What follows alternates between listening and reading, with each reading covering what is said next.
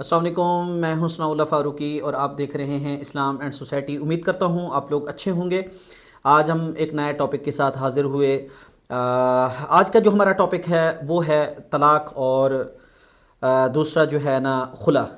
ان دونوں کی ڈیفینیشن ہوگی، طلاق کا تعلق کس کے ساتھ ہے اور خلا کا تعلق کس کے ساتھ ہے۔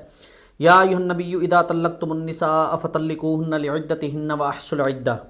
قرآن پاک کی آیات پراپر طریقے سے آئی ہیں۔ سورۃ الطلاق کی آیت نمبر 1 ہے، اور اس میں پراپر طریقے سے بتایا گیا کہ طلاق کس وقت دینی چاہیے اور اس کا طریقہ کار کیا ہے۔ باقی چیزیں جو ہم نے ڈسکس کرنی ہے، جو یہ ٹاپک لیا گیا ہے، اس کا مین مقصد کیا ہے کہ ہمارے معاشرے میں بہت سارے لوگوں کو نہیں پتہ کہ طلاق اور خلا یہ کیا ہے۔ پہلے تو ہم ان دونوں کی ڈیفینیشن بتائیں گے، ان دونوں کا آپس میں تعلق بتائیں گے۔ اس کے بعد پھر طلاق کی جو عدت ہوتی ہے وہ کتنی ہوتی ہے اور خلا کی عدت کتنی ہوتی ہے، یہ ساری چیزیں انشاءاللہ ڈسکس کریں گے۔ پہلی بات تو یہ ہے کہ یہ جو ٹاپک ہے طلاق اور خلا کا، یہ کوئی اچھا ٹاپک نہیں ہے اسلام کی روح سے، کہ اس میں اللہ تعالیٰ نے طلاق کے حوالے سے لعنت بھیجی ہے کہ طلاق جو ہے یہ ایک برا عمل ہے اور خلا جو ہے یہ بھی ایک برا عمل ہے۔ لیکن ہمارے معاشرے کے اندر، ہماری سوسائٹی کے اندر، کیونکہ طلاق اور خلا یہ بہت زیادہ کثیر تعداد میں پایا جاتا ہے، لوگ طلاق دیتے ہیں اور خواتین جو ہیں طلاق لیتی بھی ہیں، خلا لیتی ہیں، تو اسی حوالے سے ہم انشاءاللہ آج ڈسکس کریں گے۔ چلتے ہیں ہم پہلے طلاق کی طرف کہ طلاق کا جو تعلق ہے یہ کس کے ساتھ ہے۔ طلاق کا تعلق یہ مرد کے ساتھ ہے، مرد عورت کو طلاق دیتا ہے، اور خلا کا جو تعلق ہے یہ عورت کے ساتھ ہے، وہ مرد سے لیتی ہے۔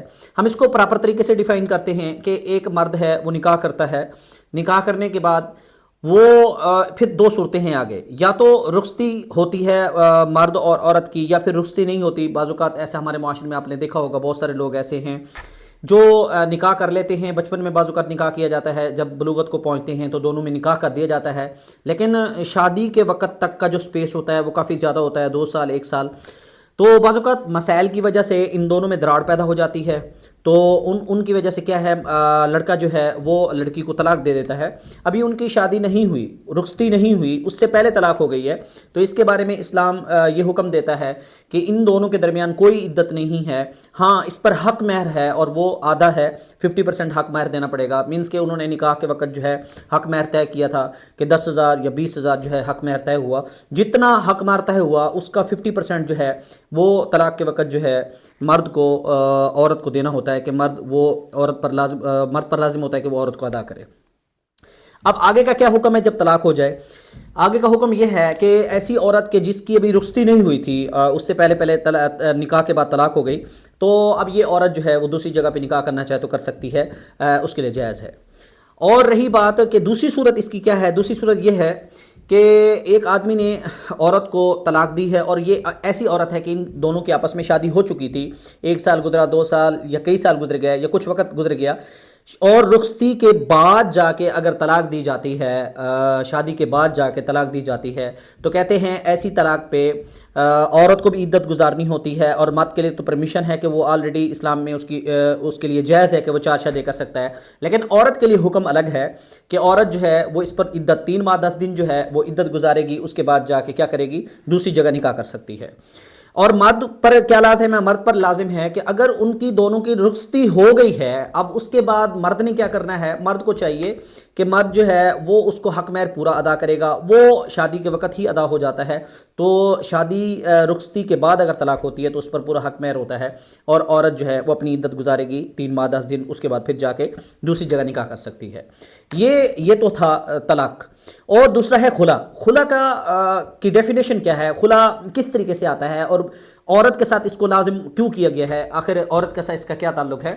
خلا ایک ایسی چیز ہے کہ عورت کو یہ اسلام حق دیتا ہے کہ اگر وہ اپنے مرد سے الگ ہونا چاہتی ہے اور مرد کے سامنے شرائط رکھ دے، یا مرد کو ویسے ہی ریکویسٹ کر سکتی ہے، یا مرد کے سامنے کہہ دیتی ہے کہ میں آپ کے ساتھ نہیں رہنا چاہتی، میں آپ سے الگ ہونا چاہتی ہوں، اور مرد اسے خوشی خوشی میں کیا کر دیتا ہے، طلاق دے دیتا ہے۔ یہ جو عورت مرد سے علیحدگی مانگتی ہے، اسی کو خلا کہتے ہیں۔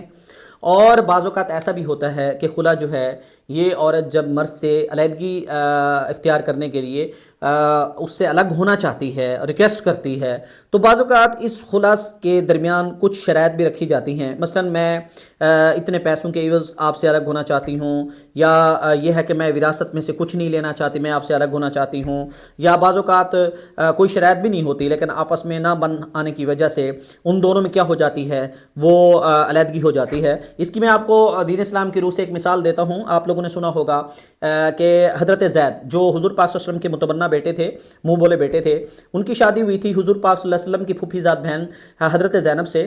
تو ان دونوں کے درمیان کے جو تعلقات تھے وہ استوار نہ رہ سکے، وہ خراب تھے۔ تو حضرت زینب نے خلا کے لیے حضرت زید سے ریکویسٹ کی کہ میں آپ سے الگ ہونا چاہتی ہوں، تو انہوں نے یہی فرمایا کہ یہ حضور کے سامنے آپ جو ہے ریکویسٹ کریں، میں بھی حضور کو کہتا ہوں، تو جو حضور فیصلہ کریں گے ہمارے درمیان وہی ہم کر لیں گے۔ تو بعد میں پھر ایسا ہی ہوا کہ حضور پاک صلی اللہ علیہ وسلم کے سامنے حضرت زید نے بھی شکایت کی اور حضرت زینب نے بھی اپنے جو معاملات تھے وہ شیئر کیے۔ تو اصل میں تو ان دونوں کے درمیان آلریڈی حضور پاک صلی اللہ علیہ وسلم نے سن رکھا تھا، اللہ تعالیٰ نے ان کو قرآن پاک کے ذریعے بتا دیا کہ ان کی علیحدگی ہوگی تو حضرت زینب سے آپ کا نکاح ہوگا۔